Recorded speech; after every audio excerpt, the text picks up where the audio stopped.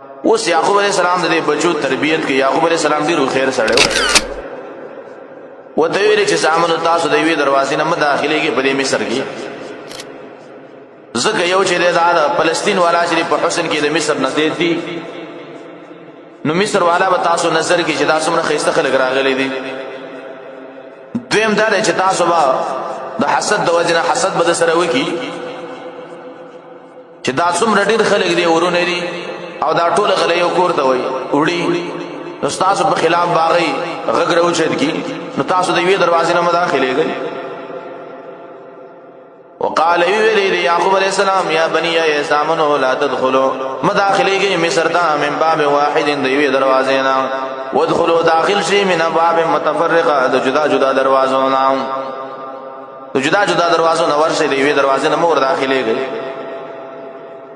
دلته مفسرین یو مسله لیکلې ده حدیث کې راغلي دی العين حق نظر لګیدل دا حق دی چې بچا باندې نظر ولګي به د نظر د علاج لپاره د پکول لپاره او رخیات شته دي شرعي طریقې شته دي چا باندې چې نظر ولګي د داغي دا او دس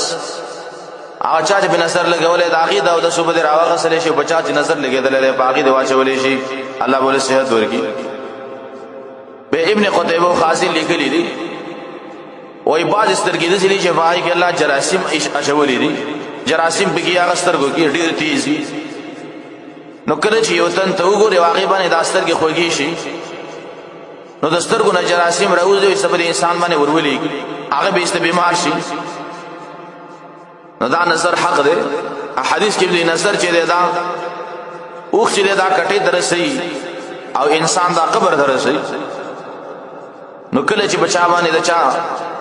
سترګې خوګېدلې نو پادې وای چې ماشاءالله تبارک الله دا کلمات دی وای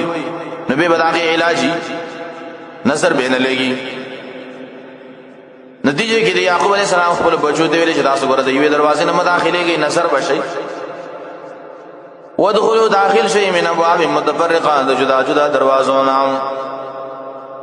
اوس دوی چې ګره دارت د شرک دی ورستاسو نه شي نشم بچ کولای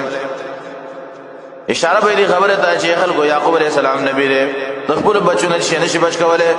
نو څوارلسمه صدې انسان ولی بسر وسنګ د چانه شي بچ کی وما اغني وزنشم بچ کولای عنکم مستعصنا من الله اذا الله عذابنا من شيء نسي شيء الحكم الا لله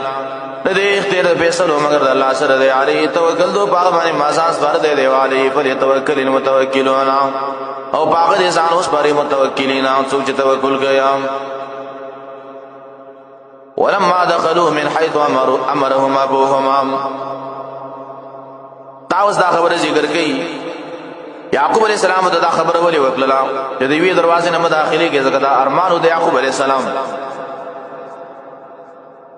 ولما الله يركل دخلوا چې داخل شورونه د یوسف